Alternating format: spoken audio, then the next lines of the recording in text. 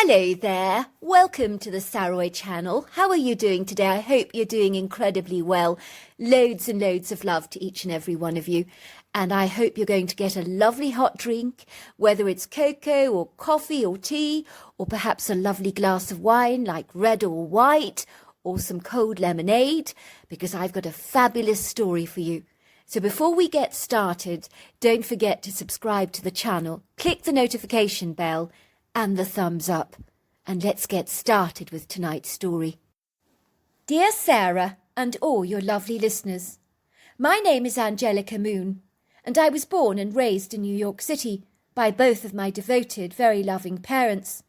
Unfortunately, when I was about 10 years old at the time, my poor father tragically died in a catastrophic building construction accident where over 6 other men lost their lives that dreadful day, due to faulty substandard equipment and inadequate dodgy scaffolding that had failed to meet the safety standards required. I remember that fateful day when my dad died. I returned home from school and opened the door of our apartment, taking my shoes off in the entrance hall like I always did, and hanging my satchel on the hook. I quickly made my way towards the kitchen. My mother was standing at the kitchen table, staring very intently at the apples in the fruit bowl. "Mummy, I'm hungry," I said. I remember she failed to acknowledge my presence, but instead continued to stare vacantly at the apples in the fruit bowl. I remember wondering why she was so interested in them. I'd never seen anyone so fascinated by golden delicious apples before. "Mummy, I'm hungry," I repeated. "I'm really hungry." All of a sudden, my mother beelined to the refrigerator and began throwing bottles of mayonnaise, packages of ham and cheese at me. The jar of mayonnaise shattered into glass shards all over the floor, and dollops of the yellow glutinous glug lay splattered everywhere in gelatinous blobs. "You're hungry, are you?" she screamed. "Well then, help yourself, girl." I watched in shock as she stormed out of the kitchen and went to her bedroom, where she slammed the door behind her so violently. Then in a trice she came out so quickly to redeem herself, and sorrowfully gathered me in her arms, looking very ashamed for behaving in such an explosive manner. This behaviour was so incongruous to my mother, who had always been as gentle as a doe and as nurturing as a lioness. "Sorry, baby," she said to me, kissing me on the forehead tenderly. "Mummy's just had a very bad day, that's all." I could see tears pouring down her cheeks like heavy rainfall on a wet day. She was wiping them away with her hands and smudging her mascara so much that she began to look like a raccoon. Then she started to sob and sob. I was so shocked, for I'd never seen my mother so discomposed and distraught before. "Why are you sad, Mummy?" I asked, not quite knowing how to react to my mother's emotional outburst. My mother smiled at me through her salty tears. "Sorry, baby," she said. "Mummy is just very sad today. Do you remember once when I told you about heaven and how beautiful it is there?" "You mean the place with the beautiful angels and the roads that are paved with gold?" I asked. "That's the one," said my mother. "Well, your father's gone on a trip there, and it's so magnificently beautiful he doesn't want to come back." "Well, why can't we go there to be with him?" I suggested. "We won't be allowed through the pearly gates," my mother informed me, "as we haven't received our invitation yet. You can't go when you haven't got an invitation, or they turn you away at the gate, and they won't let you enter. The angels are very nice, but also incredibly strict, so they'll make us go back."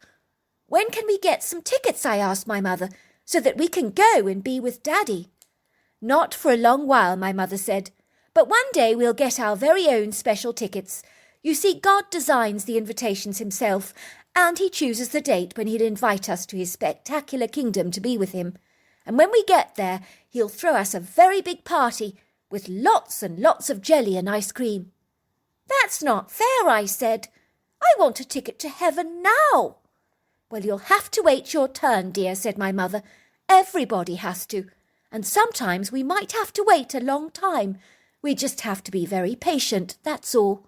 It made me very sad that my dad was not coming back any time soon. Still, I was incredibly happy that he was having such a great time up there. The next day my mother told me that I was going to stay in the bluegrass state of Kentucky with my grandmother, whom I'd never actually met before. "You must give your granny this letter for me," she said, packing up my suitcase. "Why are you sending me away?" I asked. "You're just going to your granny for a holiday," my mother had assured me. "You'll be back very soon. Mummy needs some time to herself," she said, giving me a huge hug.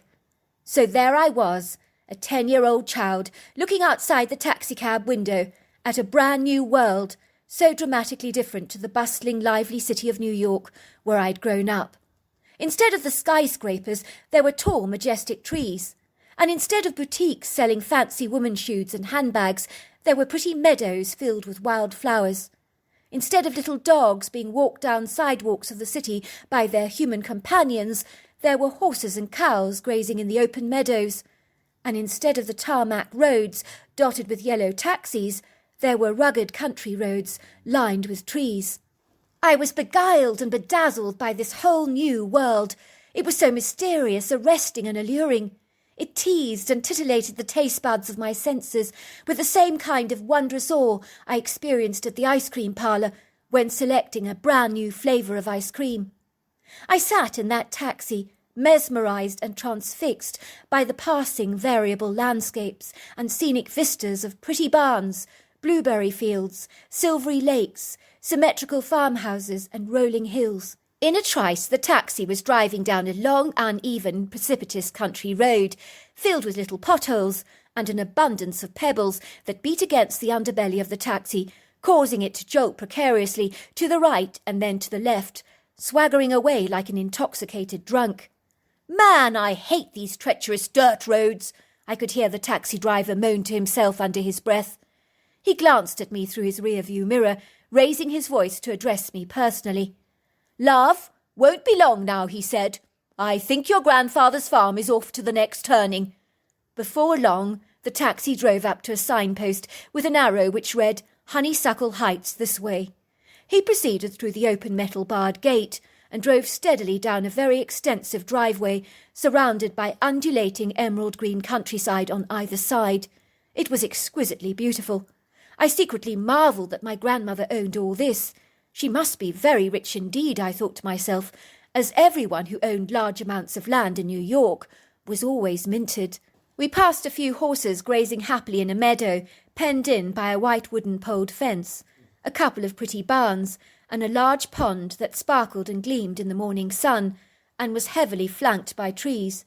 Finally the taxi pulled up outside a very charming farmhouse that was as pretty as a picture. It was made from whitewashed brick with pretty bay windows and a very large, sizable front porch. The driver got out of the cab and walked to the trunk, where he retrieved my suitcase and just plonked it on the ground beside me. Finally he climbed back into his taxi and just drove away without a bye or leave. I was rather shocked and put out. I proceeded to walk around the farmhouse, looking for any signs of human life, and that was when I saw an older lady in the backyard throwing out feed for some hungry-looking chickens. The woman turned around and stared at me, and her light blue eyes grew as round as saucers, and her jaw hung open in astonishment. Indeed, she looked so shocked that she dropped the bucket of feed onto the ground. "Jamie," she said, growing as white as a sheet. "Jamie, is that you?" "Jamie's my mother's name," I said. "My name is Angelica.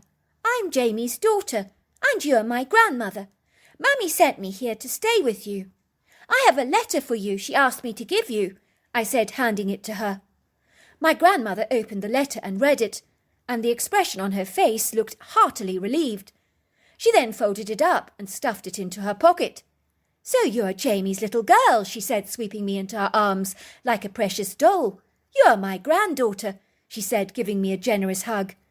I could see there were tears gathering in the corner of her pale blue eyes that threatened to spill down her creamy cheeks.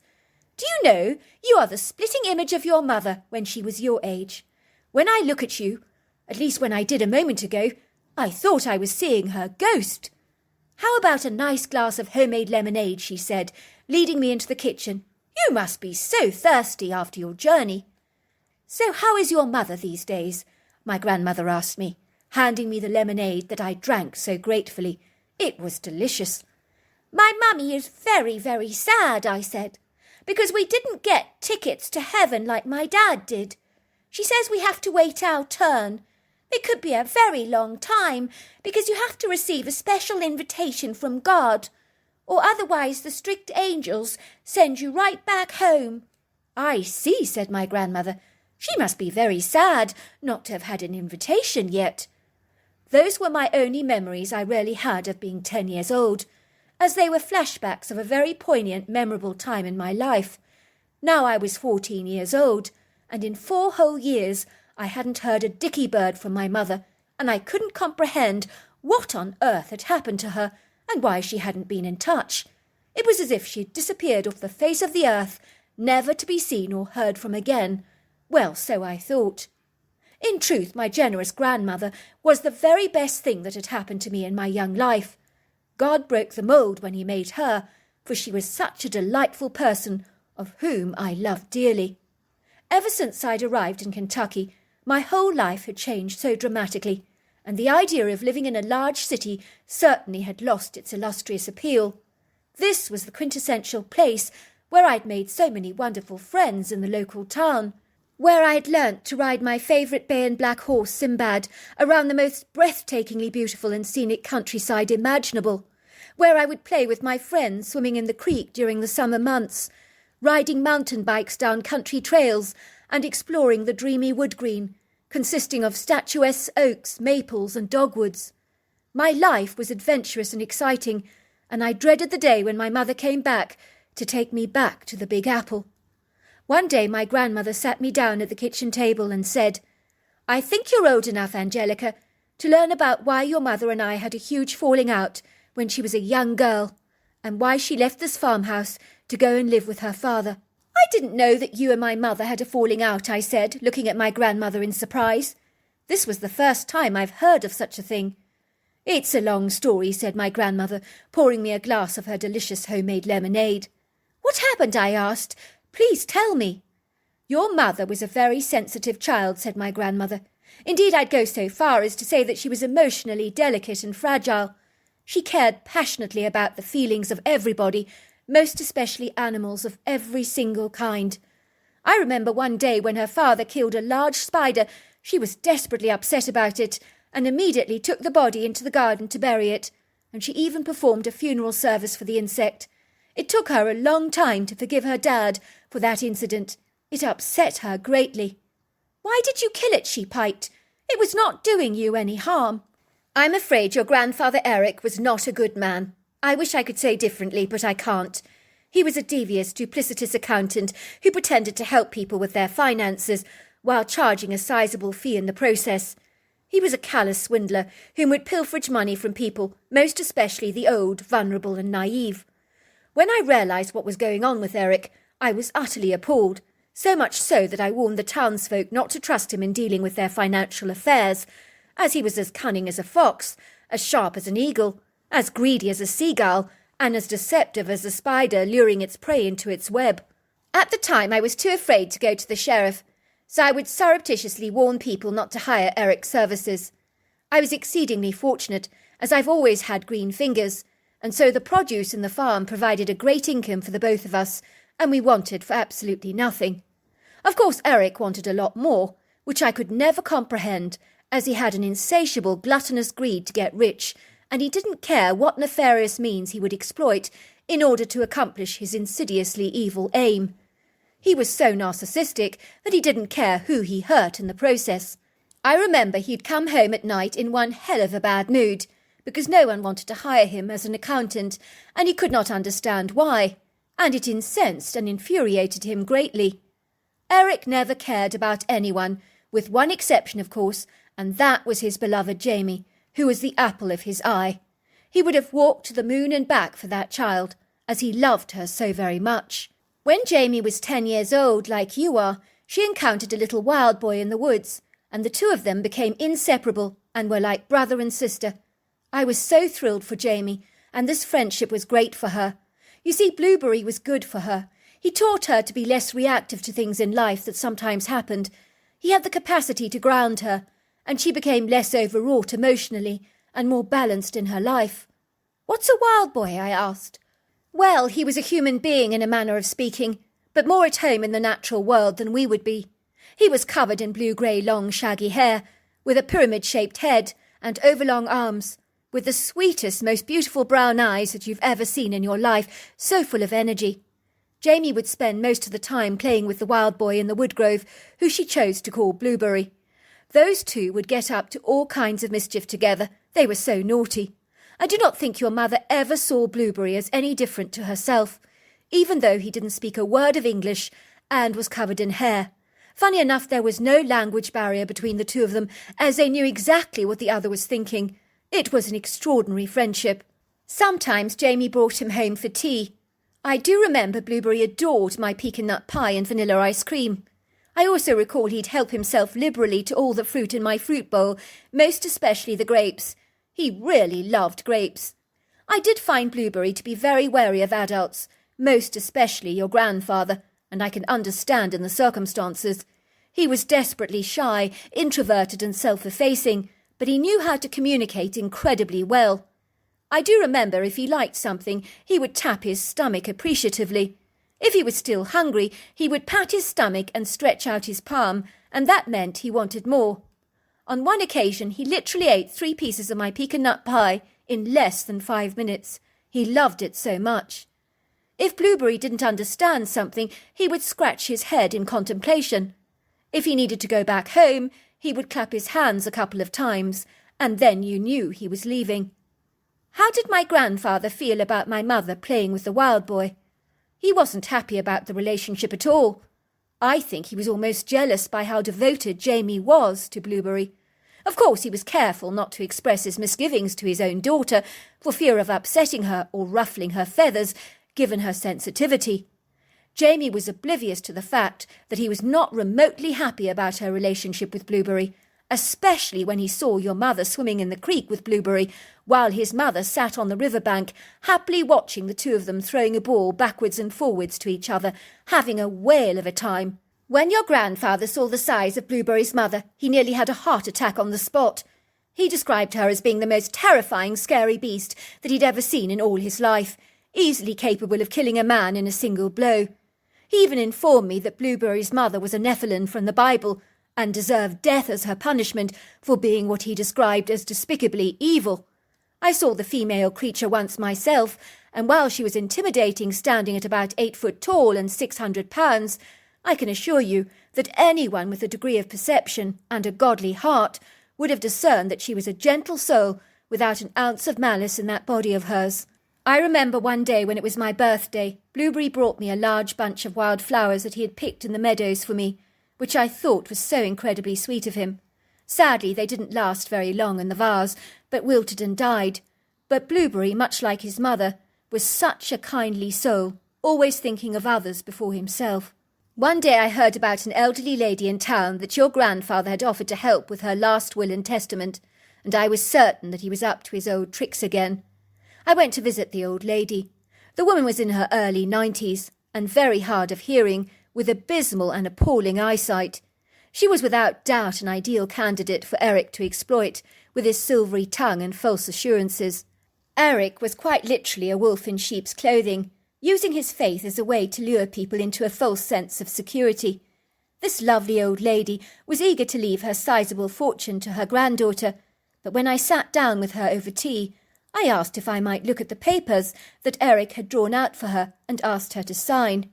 I was mortified when she told me she didn't even need to look at the paperwork because she trusted Eric implicitly, as she had been fooled into believing that he was a reputable man of God that could clearly be trusted. Would you believe it? Your grandfather had made absolutely sure that the poor old lady had signed over half her estate to him, so he would ultimately have become a very wealthy man as a result. Eric was a snake in the grass that gave you the false impression he was as innocent as a lamb. I immediately made the corrections to all the paperwork and asked her to sign the amendments so that Eric got absolutely nothing. I told her that Eric had deceived her, and she was enraged. He seemed like such a nice, godly man, she told me. Why would he deceive me like this? I'm sorry, I told her. My husband is not honest. The old woman looked at me and said, Well, why, dear, are you still married to him then? Why would you want to live with someone so deplorably dishonest? When she said that to me, it was like a light bulb went off in my head. I remember thinking that the woman was absolutely right. It had not even crossed my mind to leave your grandfather before, but the more I thought about it, the more I liked the idea. I did not enjoy being married to a scoundrel that was so willing to rob people of their life savings, who clearly didn't have a conscience. I think it must have been a week later when I told your grandfather that I was filing for a divorce, and he became so overwhelmed by anger that he began throwing things around the house violently. Eventually he settled down and composed himself and said that he wanted full custody of Jamie, and I said that that was never ever going to happen. He said to me, "Woman, if you don't give me full custody of Jamie, I'll make sure that I get it." What your grandfather did next was so appalling it defies belief. One day when the wild boy came over for tea and Jamie went to the toilet to relieve herself, leaving the wild boy in the kitchen with me, your grandfather walked into the kitchen and put a couple of bullets into the wild boy's head, killing him at point-blank range. "He killed the wild boy," I cried out in horror. "How could he do that?" "I was appalled and shocked by what had happened," said my grandmother. I was too speechless to say another word, because I loved that wild boy. Your grandfather started screaming, "What have you done, woman? How could you kill Jamie's best friend like this?" And before our daughter entered the kitchen, he firmly thrust the revolver in my hand so that it looked like that I had murdered little Blueberry. Jamie ran to the wild boy, cradling him in her arms and howling. She looked at me with such a vicious hatred in her eyes. I will never ever forget her despairing look as she said, "How could you, Mum? How could you do this evil thing? He was my very best friend. Look what you've done." Jamie was crying so much and was inconsolable with grief, and her father bustled her into the car saying, "We're leaving now, Jamie. Your grandmother is an evil, very treacherous woman. We must go." "But, Daddy, I need to bury my friend," Jamie protested indignantly. "That's Blueberry's mother's job, not yours," your grandfather had reassured her. They both got into the car and drove away, and that was the last time I ever saw Jamie. "But I don't understand. Why did you not tell Jamie that her father had killed Blueberry and that it wasn't you?" I protested. "Surely Mum wasn't so gullible as to believe her father's insidious lies." "Sweetheart, your mother wouldn't listen. Everything was black and white to her at her age. She had seen me with the rifle in my hands, or rather the revolver if you like, and believed her father's treacherous lies. Her father was a very clever man. It would seem your grandfather very successfully poisoned your mother's mind against me, and guilefully deceived her into believing that I was indeed capable of doing this heinous, despicable act. She bought into the whole grievous lie, hook, line and sinker, it would seem. It was as if my daughter conveniently forgot how much I had loved and adored little Blueberry. Instead, she informed me over the telephone in no uncertain terms that she hated and despised me, and never wanted to see me again as long as she lived, and it broke my heart.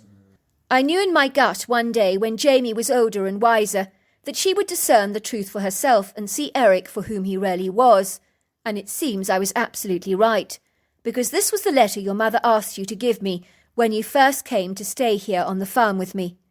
Dearest Mother, sorry I left you all those years ago. I really and truly am. I was a naive and deceived fool to believe you were capable of killing Blueberry. On remorseful reflection, I concede that you did indeed love my hairy friend. I know now Father was responsible for this hideously iniquitous staged event, which he pulled off superbly, for I fell for his treacherous act like a duck to water. I can only apologize for being so easily swayed and led astray. I don't know why I fell for such a lie. My father knew how to make others look guilty for his own deplorable crimes. It seemed that the wings of karma finally caught up with him like a bird on the wind, because someone shot him in the head several years back for defrauding them. It seems he met the same fate as Blueberry, who did not deserve to die like this. Please look after my daughter, as I trust her in your loving charge. I will come back to collect her one day when I'm good and ready. I'm dealing with the tragic loss of her father, and the grief is so overwhelming. I need the space to heal. Much love, your daughter Jamie." "Wow," I said to my grandmother. "She finally came to her senses and saw her father for what he really was." "What about Blueberry's mother? What happened to her?" I asked. "How did she cope with her son's death?" "It was extraordinary," said my grandmother. "After your grandfather left the house with Jamie, the wild woman bolted into the house and came charging into the kitchen like a bull in a china shop. She knew something was wrong with her son. She could feel it in her gut. Call it a mother's intuition if you like. It was amazing because she was a reticent creature at the very best of times, as I'd only ever briefly seen her in passing. On this occasion, all the awkwardness had lifted between the two of us. I don't know how to say this to you, but I think a mother's instinct had overcome her to such an extent that she forgot her awkward shyness. I was on the kitchen floor holding her deceased son and rocking him back and forth in my arms, bawling my eyes out and telling him how sorry I was. I remember I looked up from where I was sitting and I could see Blueberry's mother just standing there, and her sad, devastated eyes met mine. She knew instinctively her youngling was dead, but she also discerned that I was not responsible for his demise. She knew that at once. The two of us sat together on the floor, taking turns to cradle her beloved. We were united in our grief and sense of loss, that in some way it bonded us together in such an unlikely way. The wild woman did not cry tears, but she did make this deep guttural sound in her throat that was the most despairing sound that I've ever heard in my life. I put my arms around the wild woman, although of course she was so big I couldn't get them around her physically. We both wailed and wailed together. She then picked Blueberry up, and I watched her glide away into the woods with him, and then she was gone from my sight. I never saw her again for many long years, until about 5 years later, when I was in the kitchen making jam over the stone in a bubbling cauldron. I immediately sensed that someone was standing behind me, and imagine my immense surprise and rapturous joy when I turned around and there was Blueberry's mother, and in her arms she was holding a beautiful, precious baby. I was so honoured because she had brought her baby boy to show me, and she was an extremely proud mother. I was over the moon to see her again. We embraced tenderly, and I cried into her shoulders while she patted my back affectionately like a very old dear friend. We had bonded over the death of her precious son, whom she knew I had dearly loved. I was able to hold that baby of hers, and it was the most adorable thing I've ever seen. We sat on the kitchen floor playing together with her beautiful baby and eating pecan nut pie together, and the wild woman ate 3 large pieces, just like Blueberry would have done. She then communicated to me that she was passing through the area and needed to go away again, but she gave me several eagle feathers as a gift, and then she was gone. But she did tell me she would be back again, and I have seen her a couple more times. I truly consider her one of my dearest friends. Tears were pouring down my cheeks because this was the most beautiful story that I'd ever heard in my entire life. Fast forward to when I was 15 years old, when my mother showed up unexpectedly on my grandmother's doorstep, and that was a beautiful moment, as we all embraced and hugged. It was an emotional reunion for the 3 of us, and we all bawled our eyes out. My mother apologised profusely for being away for so long, but she had taken a long time to overcome her grief. She also apologised to my grandmother again for everything that had happened concerning Blueberry. All these years later, I now reside in this farmhouse with my mother, my husband and our 2 children, and of course my beloved grandmother, who is still very much alive. We have extended the farmhouse so we can live together happily as an extended family, as I don't want to live anywhere else in the world. The creature that visits us from time to time, or Blueberry's mother if you like, is clearly a Bigfoot, and I've seen her once with my very own eyes, and I can only describe her to you as one of the most beautiful creatures that I've ever seen. She is so majestic and lofty. So don't let anyone fool you into believing all Bigfoots are monsters. You do get human monsters like my grandfather, and Bigfoot monsters too. But do not tar everybody with the same brush, for that would be a grievous mistake to make. Believe me, I know. So there you are. That's my story. Wow, that was the most incredible story, and it really made me cry.